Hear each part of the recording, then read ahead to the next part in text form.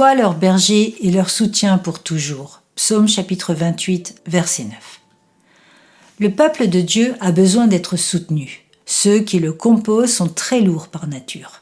Ils n'ont pas d'ailes, ou s'ils en ont, ils sont comme la colombe, couchés parmi les pots.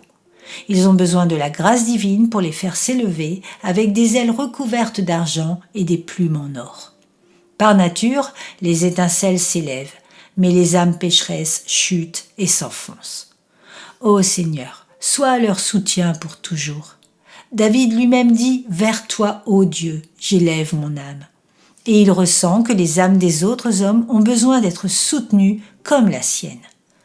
Lorsque vous demandez une bénédiction pour vous-même, n'oubliez pas de la demander également pour les autres. Il y a 3 manières dans lesquelles le peuple de Dieu a besoin d'être soutenu. Dans le caractère. Élève-les, ô Seigneur. Ne permets pas à ton peuple de ressembler au peuple du monde. Le monde ment dans le méchant. Retire-les de là. Les peuples du monde convoitent l'or et l'argent, cherchant leur propre plaisir et la satisfaction de leur convoitise. Mais Seigneur, élève ton peuple au-dessus de tout cela. Empêche-les d'être les gratteurs de boue. Empêche-les d'être les gratteurs de boue que sont les chercheurs d'or.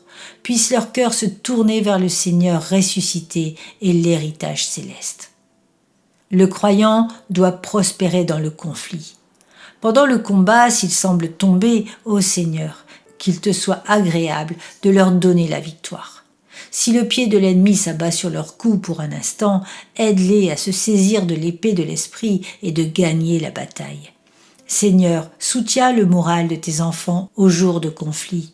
Ne les laisse pas assis dans la poussière, se lamentant pour toujours. Ne permets pas à l'adversaire de les humilier durement et de les inquiéter. Mais s'ils ont été persécutés, qu'ils puissent célébrer la miséricorde d'un Dieu qui délivre. Nous pouvons aussi demander à Dieu de soutenir ses enfants lors de leurs derniers instants. Qu'il les soutienne en les emmenant dans sa demeure, qu'il fasse sortir leur corps du tombeau et qu'il élève leur âme vers son royaume éternel en gloire.